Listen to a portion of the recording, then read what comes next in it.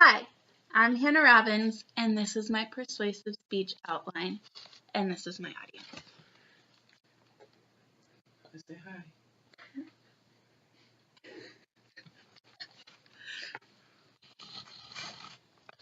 Are you a parent? If so, then you probably have had to go through the process of deciding when to switch your child from rear-facing to forward-facing. Well, having your child in a rear-facing car seat until they are at least 2 years old has been proven to be the safest way of buckling your child in to go for a car ride. First, I'm going to talk about why children under 2 should be rear-facing. The first thing that everyone probably knows is it's more safe. And the law states that a child should be at least 1 year or 20 pounds to be forward-facing, but according to cpsafety.com, they should be kept rear-facing until either over 30 pounds or until their head is higher than the back of their car seat. Then you can put them forward-facing. If you were to slam on the brakes while driving, So Mary, it's to be facing backwards. if you were to slam on the brakes while driving and your child is forward facing, then you could injure them really easily. Whereas if they were rear facing, their heads would not fly forward and snap their necks. If you get hit by a car, you won't have the risk of getting them thrown out the windshield. Then they just are safer. They're not flying forward. Good. According to Dr. Michael Sachs, a pediatrician and a child passenger safety expert, it will increase their safety while riding the car at least until 30 or 35 pounds. If you were to hit something, their spine could snap immediately. Now I'm going to talk about why it is dangerous to switch them from rear-facing to forward-facing too soon. Everybody wants to be able to see their baby.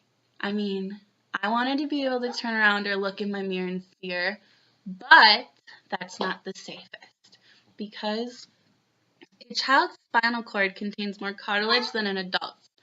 So then if they're forward facing, getting in a car crash could put a lot of pressure on their fragile little spines. That can be found at justmommies.com. They could easily snap their necks because an adult's head, like a fully grown adult's head, is 6% of their body weight.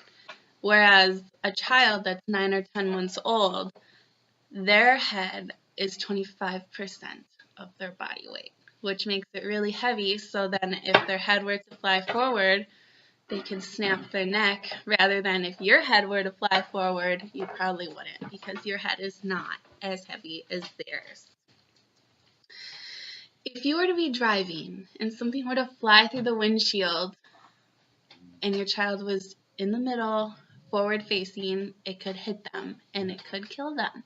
Whereas if they were rear facing, it would just hit the back of their car seat and you'd go on. You'd be good.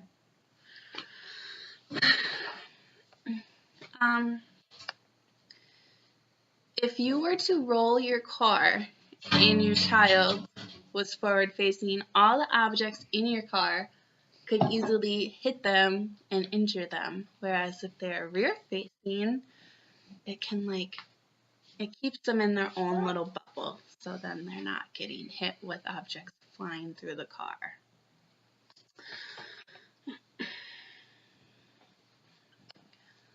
You should keep your child as safe as can be. You should want to ensure that they are always safe at all times. So, keeping your child rear-facing is one of the best ways to make sure your child is safe in the car. Having your child rear-facing in their car seat until they're 2 years old has been proven to be the safest way of buckling your child in. So, when you are faced with a difficult question, should I switch my baby to forward facing?